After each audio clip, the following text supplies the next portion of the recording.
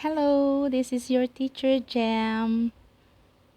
Kwentuhan ko kayo about my journey as an ESL teacher here. So, at first talaga, wala akong experience sa platform na ito. But then, ang asawa ko talaga yung nag-push sa akin para i-pursue ang career na ito. And of course, I'm very much happy, grateful kasi I was hard. Okay?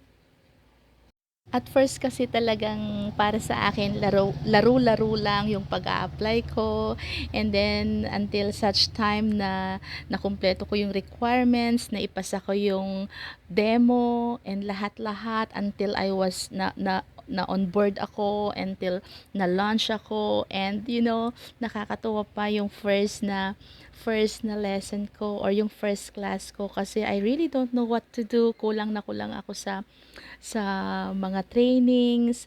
Actually, I got my first lesson 3 days after I got launched.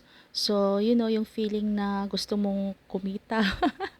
But I really thank God because along the way, na-train na ako, and right now, masasabi ko naman na okay rin yung mga student ko. They are so good and caring enough, and I never had an experience pa yung mabastos.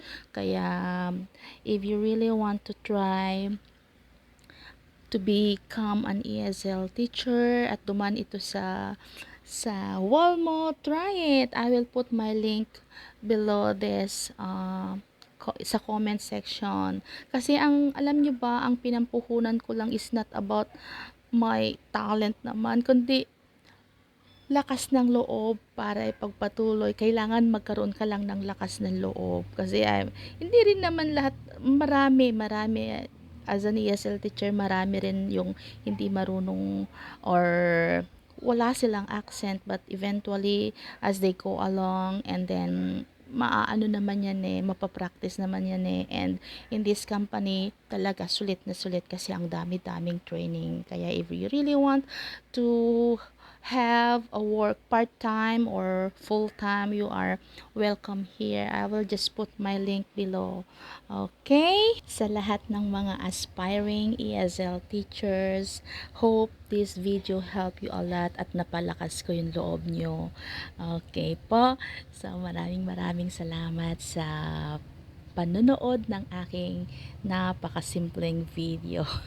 More videos to come. Stay tuned. Bye-bye!